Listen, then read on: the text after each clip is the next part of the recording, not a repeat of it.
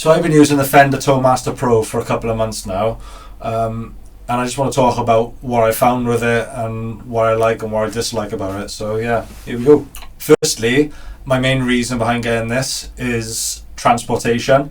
I'm fed up of carrying heavy valve amps and big pedal boards in my car to a venue, on a stage, after a gig, packing it all away, putting it all on a trolley and wheeling it around. So for me, this is really light. I can pick it up with one hand, especially with the FR cabinet.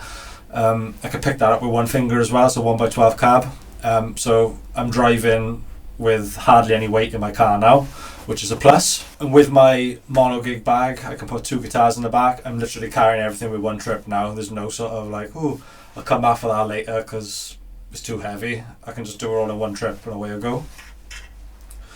My main reason for getting this as well is the fact that my band only play 30 to 45 minute sets. We support like a lot of bands the majority of the time, so we have to get on and off the stage fairly quickly. So now it's easy. It literally just like boom boom, don't have to rely on anybody to help me carry it. I can just do it all myself in one go, so that's a positive.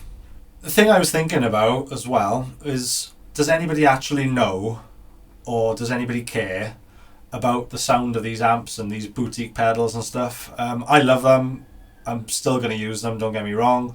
But does anybody actually notice what I'm using when I'm playing on stage? Especially most of the venues you play, unless you're playing the Royal Albert Hall, the sound is normally crap on the stage. I'm not going to lie. I don't think I've ever been happy with my guitar sound. And sometimes the PA is just too small, and the sound man decides to mic up a drum kit as well as everything else on the stage, and you don't have any, I don't know, it just sounds crap.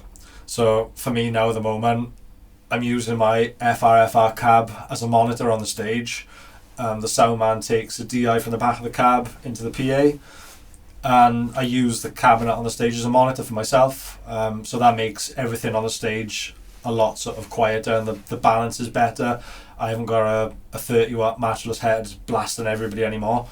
Obviously, yeah, I can change the volume on it if I want to, and I can up the volume on the cabinet to give myself a little bit more on stage. But yeah, from sort of playing on a stage as well, the balance is a lot better, and I feel a bit more in control of what I can do as well. Plus the sound guys, they don't hate you as much. Normally they're like, oh, can you turn your amp down please? Your amp's on like 3 and it's blasting. And I'm like, if I turn my amp down anymore, it's just going to go off. What's the point? So yeah, from that point of view, I don't really see any tonal differences when I'm playing on stage. If I'm playing at home, then yeah, you can tell that a valve amp sounds better and stuff like that. But when you're playing with a drummer and everybody else, do you really notice that much? And I'm like, nah, what's the point? Save all my good gear for the studio, and if we ever do sort of like big outdoor gigs, then I might use my valve amp again. But for what we do, this is just a no-brainer. It's easier. It's really easy to use as well. The screen, you can pick your amp up and change your effects pedals and whatever. It's all laid out lovely for a beginner like myself with modeling technology.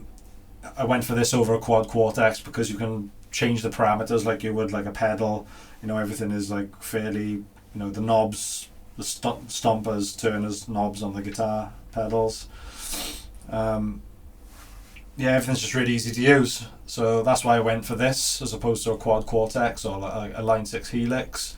Just because I'm familiar with using effects pedals, this is the best of both worlds, in all honesty. And yeah, for the majority of videos I've been doing on here and whatever, it's been easier to just sort of like plug in and go. It's quick, it's easy, and I'm really impressed with some of the sounds on here. I never thought I'd ever say that, because I've always been a bit of a tone snob, but yeah, I'm really impressed with this. I'm hoping that Fender have an update so you can like capture an amp in the future, maybe like a quad Cortex, so I can capture my amps, and then I've got my matchless amps that I love on here. My only bugbear with this is it's not very inspiring on stage. When you've got like a half stack behind you and you can feel the amp pumping against the back of your legs, and you're looking down at your pedal board and you've got all these things, and that's my only negative so far with this. Is it's not the most inspiring to look at when you're playing, but really, who gives a toss? I just think my back's a lot better since I've been using this as well. I'll take light travelling over a booty cab any day at the moment, I think. Obviously certain things I'm going to use my valve amps for, but yeah, I'm really impressed with this. I think if anybody wants to go and try one, but don't try it through a valve amp. I tried it through a valve amp first of all, and I was a bit, nah, I don't like that. I'm not a fan of that. And then I bit the bullet and tried it with headphones on and stuff, and I thought, wow, that sounds a lot better through headphones. And then obviously with the cabinet now, it sounds even better again. So yeah, I think if you're going to go and try something like this, don't try it through a valve amp, because yeah, it doesn't sound as good through a valve amp.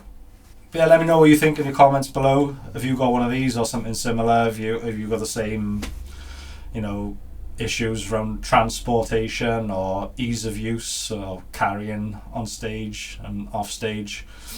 Let me know if you've been impressed with this technology, and yeah, see you again soon. Ciao for now.